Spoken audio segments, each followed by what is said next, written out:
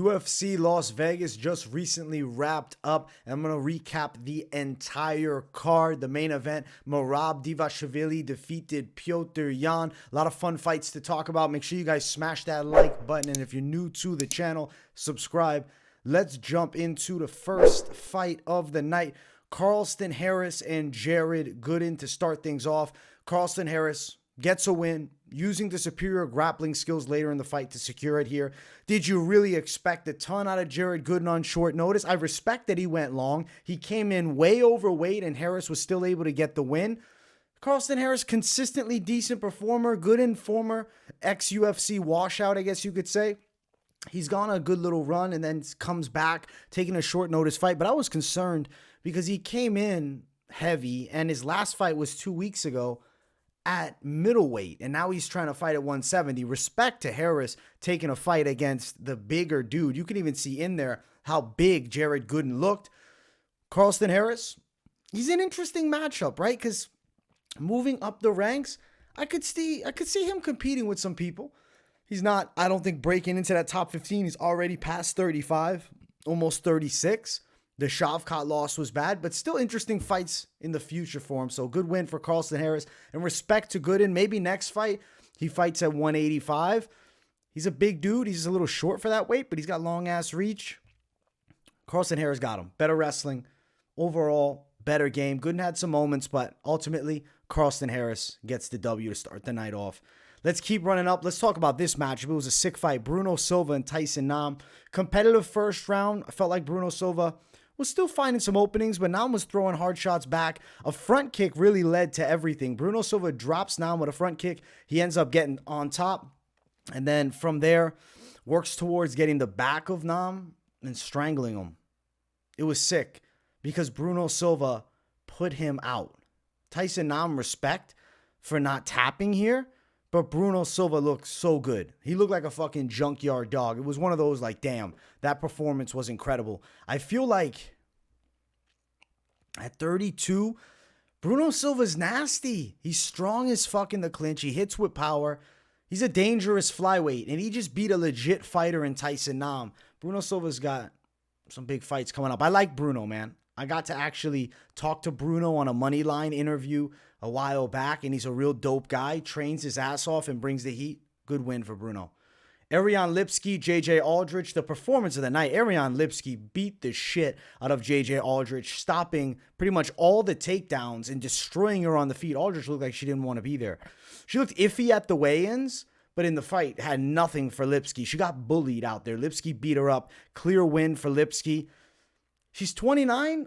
I mean, she's damn tough. She's taken a lot of losses already in her career, but she's still good.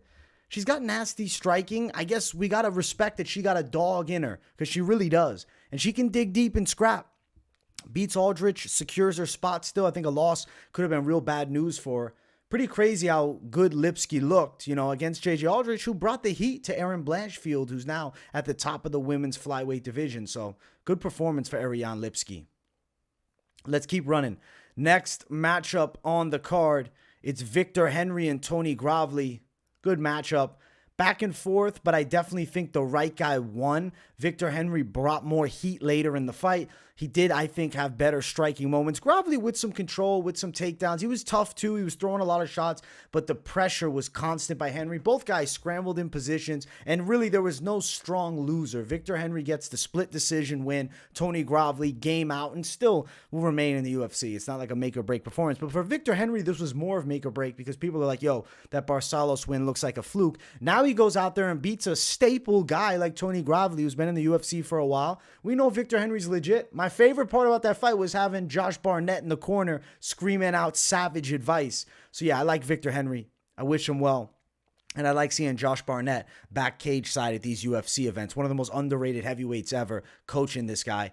Victor Henry's nasty. He makes it dirty inside. Tough fighter. Good fights on the horizon. W. Good W. Next fight on the card, Josh Fremd, Sedriques Dumas. Early in the fight, Dumas actually caught Josh Fremd with a nice shot. And you're like, yo, Dumas can strike with him. Josh Fremd doesn't break. He ended up landing some strikes late in the first round, gets a takedown. Sedriques Dumas You could tell he wasn't super comfortable in there, nor super technical. Like at one point he had the back and he just fell right over the top. Josh Fremd secures a win over Dumas. I feel like, was it too easy? I don't know if I want to say it was too easy, but the way that Dumas, was kind of built up as this guy was going to be like a dangerous kid on the come up with that freak ability. Josh Fremd, tough, like journeyman style prospect, but he's only 29 and he looked good out there. He was definitely better than Dumas. Gets a win, guillotine choke.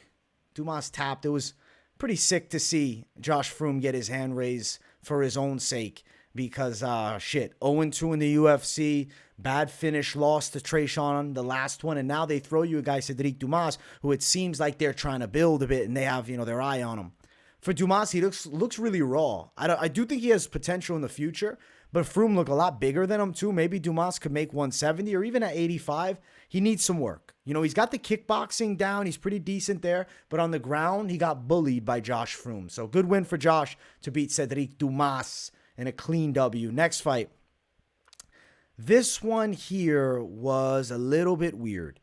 Okay, so Assunção was looking very good early, and I thought probably was up the first 2 rounds. Third round, there was moments for Davey Grant, moments for Assunção.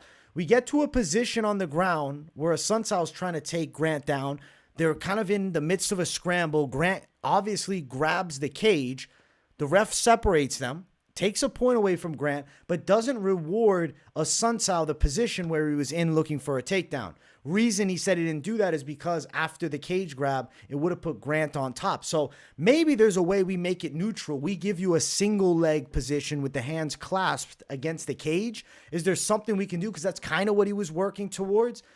Because now to just take the position away that Assunção fought so hard for, and then he gets finished. Now, clean win for Davey Grant. He landed big punches, ends up getting an inverted triangle. It was an insane stoppage. Assunção was flat out. The ref's like grabbing his arm. He might have been out for a little while. Davey Grant with a sick come from behind win. Huge performance.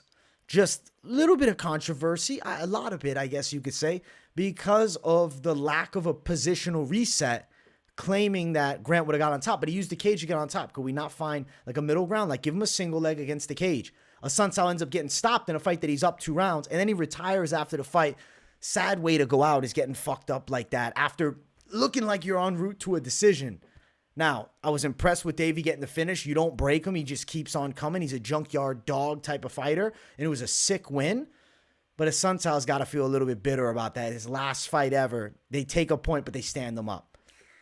A little bit iffy reffing there. Still, Davey Grant took advantage of what the ref gave him. Not his fault. Clean W. Davey Grant for the win, but not without controversy because of some questionable reffing with this fight. Let's keep running to the next matchup. It brings us to the featured prelim of the night. It was Łukasz Brzeski and Karl Williams. Karl Williams' wrestling was the difference maker, but damn, he looked tired in the second round. He looked exhausted. His hands were on his knees at one point. Brzeski had a couple striking moments, but Williams was definitely the better wrestler. 100%. And I believe Brzeski could have, lost a point with a cage grab. Hopefully I'm not mixing him up with the Turkalj fight, because I believe there was also a cage grab in this matchup with Łukasz Brzeski. Karl Williams, clean win, though. Deserved it.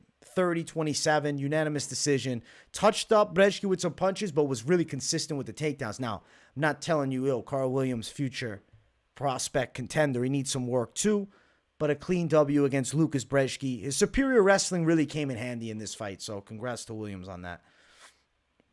Let's jump to the main card where things were dirty in this fight. Listen, the right guy won. Vitor Petrino got it done. He got a win over Anton Turkalj. Also, guys, make sure you smash the like button if you haven't, and if you're new, subscribe. But Petrino, dangerous as hell with his punches, super explosive, big takedowns and slams. There were still moments for Turkalj, but Petrino was ahead most of the fight. He did get wobbled a bit, I believe, in the second round.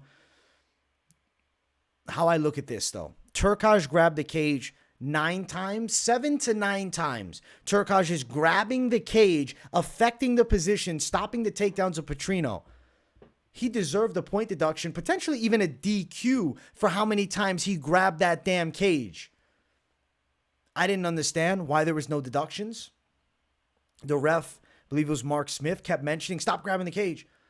But you got to make your mind up. Are we going to take a point? Like, these cage grabs are serious. The Grant fight, there was a point taken. This fight, plenty of cage grabs, way more obvious ones that affected position, no point deduction. Petrino still won, but imagine Turkalj grabs the cage, gets out of position, lands a knockout shot. Petrino loses because of that. Like Assunção's fight, he loses the position, point deduction, yes, but still lost the position. Things kind of go to shit for him, and he ends up losing. Thankfully, Petrino gets the W in this fight, but not without controversy, man, because those French grabs are bad. Petrino's a raw athlete, but he's an absolute specimen. Huge knockout power, very physically strong. Give him some time, and I think he can be a fairly dangerous prospect. So good win for Vitor Petrino. I'm impressed, but let's chill with the competition level. Let's slowly build him up. He's got to get his footing more in the UFC. Raw talent, but I think a good one. Mario Bautista, first round submission. Listen, Guido Cannetti actually landed some leg kicks and a takedown on Bautista, which was pretty awesome for him at 43. But yes, rear naked choke. Mario Bautista strangles him, gets the tap. It wasn't easy to get on Cannetti early, but he continued to fight for it. He threw Cannetti around a bit. Younger fighter, better wrestler, en route to a win. He was a minus 950 favorite. Not a surprise here. But good W for Mario Bautista. He keeps on running. I believe he's on a 3-fight win streak now.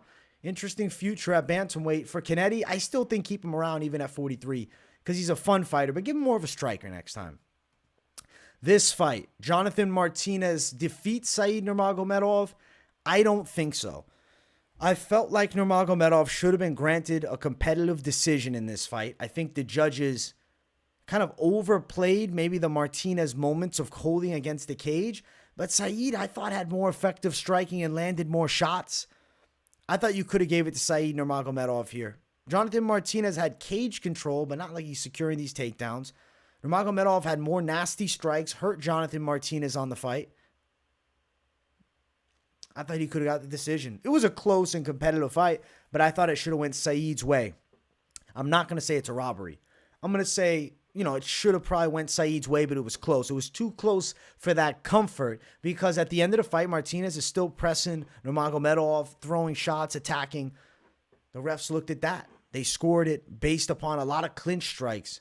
Jonathan Martinez gets a huge win. This is a staple for his career now, and he beats Nurmagomedov, which is a huge accolade.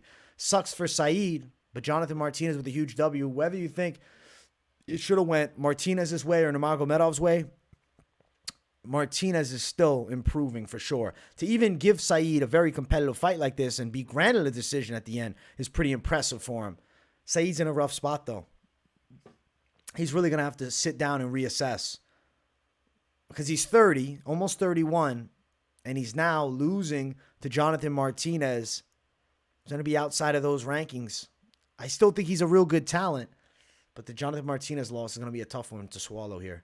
Let's get to the featured bout of the night, Nikita Krylov and Ryan Spann. It went down kind of as I thought it would. I thought that Ryan Spann would be very good early and then gas out and get submitted, and that is exactly what we saw. But it ends with a triangle choke after they were scrambling on the floor. Spann, he tapped quick, though. He was broken and beaten. He was tired. Spann is dangerous as hell early in the fight. He does fatigue a bit later. He went so hard on that guillotine. Spann's fighting style. He has a huge moment, and if he does not finish you with that moment, there's a serious likelihood that you are going to win that fight. Okay, Sam Alvey, he beat him on a competitive decision. He nearly beat Sam Alvey in the first round. Aside from that moment, then Sam was having big moments on him, making a competitive fight, and we're going long, and it's a close decision. Very rarely is Ryan Spann winning these decisions. He's got a dangerous first round, but it fumbles afterwards. And with Nikita Krylov, a consistent performer, dominant performance, strangle. Early was competitive, but first round, triangle choke, quick tap too. Krylov looks good. He's getting better. He still was striking with Spann too and throwing heavies at him. Good win for Nikita Krylov. Very good win. He's still in the mix at the top. Co-main event, Alexander Volkov, Alexander Romanov. Guys, Alexander Romanov, I'm going to say, is the worst lock of the week call I have ever done. So I'm going to give my sincerest of apologies because that shit's fucking embarrassing. Holy shit. I was worried after seeing him on the scales. He looked a bit fat. And I said, okay, maybe this is gamesmanship. This is my plan. I'm going to come in fatter so when I get on top of Volkov, he can't move me. He couldn't get Volkov down. Though, I want to say this, there was a blatant fence grab, another one, that Volkov used that definitely stopped him from going down with Romanov on top. Who knows what could have happened? What did happen, though, is after that takedown failed, Romanov was gassed. He had 40 seconds of cardio. It looked terrible. He was getting touched up, and then he gets TKO'd. He just crumbled. He quit, essentially. He was getting covered, beaten with ground and pound, covering up. Like, Romanov wanted nothing. It seemed like the soul was taken out of him. He didn't get that takedown fight over.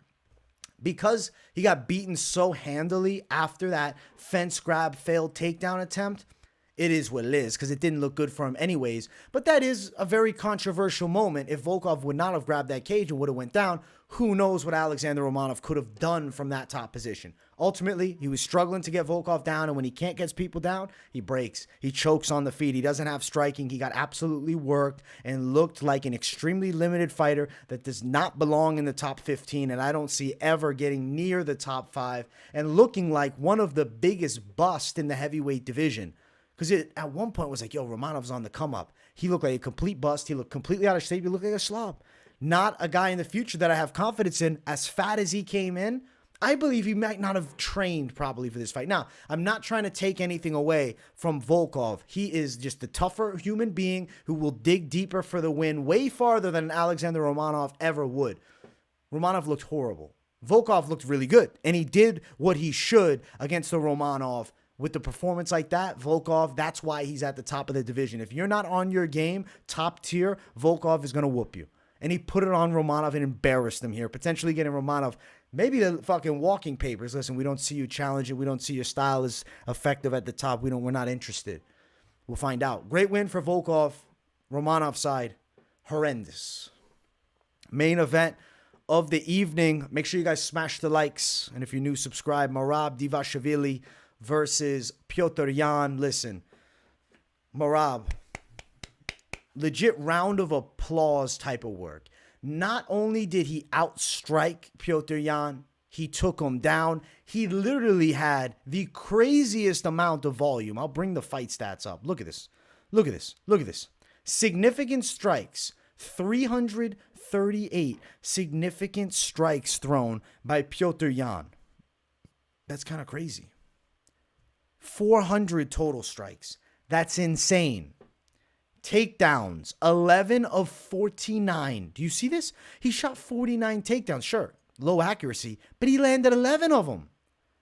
6:53 control time. Absolutely insane.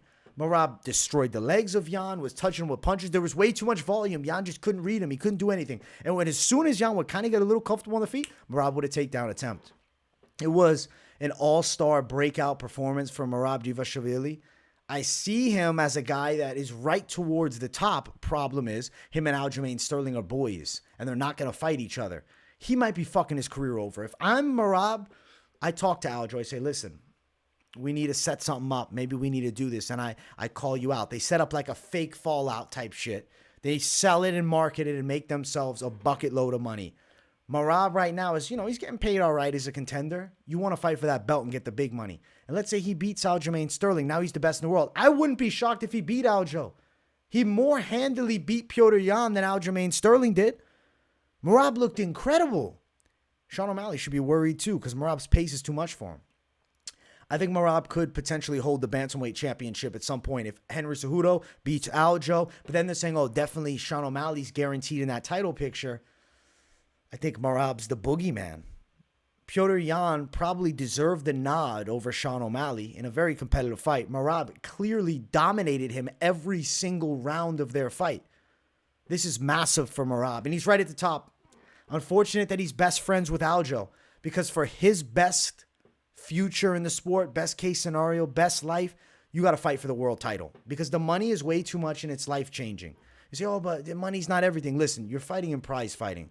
And to make 80, 100K is nice. But what if I told you can make 500K, $1 million, life-changing money that can set you up security for, generations to come? That's what Merab Dvalishvili, I believe, is chasing. And he shouldn't be complacent here. Now, I respect that him and Aljo have this thing. So I hope, best case scenario, maybe Aljo loses to Henry Cejudo and Merab is right there for a title shot. Or maybe Aljo decides he wants to jump a weight class and Merab is there for a title shot. If Aljo was planning on sticking around for another year or two at 135, Merab should fight him. Merab should fight him. I'm going to say, fuck it, 2 years, 1 year. Merab should be willing to fight him, especially if Merab now beats another person. I was like, no, I'm staying at the top. Take him out. You have to fight him for the sport, because the best and the best should fight one another at the top of the divisions. Yes, they train with each other. So one of them has to leave the weight class now, as high up as we're getting. I believe it should be Sterling. Maybe Cejudo beats him and Merab tries to get revenge for his boy. I don't know, but then Alvajo might be like, nah, fuck that. I want my rematch. I don't want Merab getting the belt. Then I can't get the belt.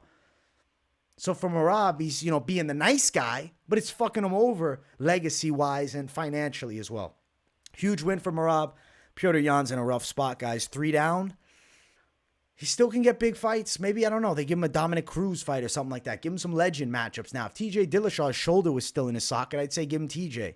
Doesn't seem like that's happening. We shall find out. Wouldn't blow my mind if Yan takes a while off. Try to reset and recover. Now, guys, before we close things out, I want to run over the picks. We'll start with the first fight of the night. We started with a win with Carlston Harris. We got another win with Bruno Silva. We lost with Aldrich against Lipski. We won with Victor Henry against Gravely. We lost with Dumas against Fremd. Granted, with these 2 losses, after the weigh-ins, I was concerned with both of the picks, being fucking Dumas and Aldrich. And I even decided, listen, we go sprinkle Fremd win by sub, and it ended up coming through. But still a loss. It is what it is. Davey Grant beats Assunção. Epic fight, epic win, some controversy, but I got it right. Carl Williams beats Brzeski, perfect prediction, win by a decision. Petrino beats Turkalj. I thought he'd probably get the knockout, but still, clean win. Bautista beats Cannetti, pick that. We're on the right way. Jonathan Martinez beats Said Nurmagomedov on Sunday, earlier in the week, with my original predictions. I picked Martinez. After the weigh-ins, I switched to Said, and it fucked me over. Granted, at the end of it, I did think Said could have deserved that decision. Ultimately, super close coin flip fight. It is what it is. Sometimes you go intuition, it goes against you. This one here, I still thought Said could have got decision, but we got it wrong ultimately at the end of the week. Krylov beats Spann. Perfect prediction on the submission call. Volkov beats Romanov. Worst lock of all time. Terrible pick. Shameful pick, honestly. I'm coming back with a fucking mean vengeance next week after that one. That was horrible. Merab beats Petr Yan. Merab had a breakout performance. He looked insanely good. The official record was 8 wins and 5 losses for this card. We got to get in those double-digit wins. We got to bring the heat next week and get that fire started again. We got to get another lock streak going, because that was 5 in a row for a while. Now, we won with Jones. Now we lose this week. I got to bring the heat back. So next week, I'm coming heavy. Much love, people. I hope you enjoyed the recap show. Make sure you smash the likes. If you're new to the channel, subscribe. Turn those post notifications on, and make sure to share the video as well. Drop a W in the comments if you got nothing to say. And definitely let me know how you guys did with your bets, what you thought of the fights. Much love. Thank you all so much for watching. And I will see you all in the next one. Peace, guys.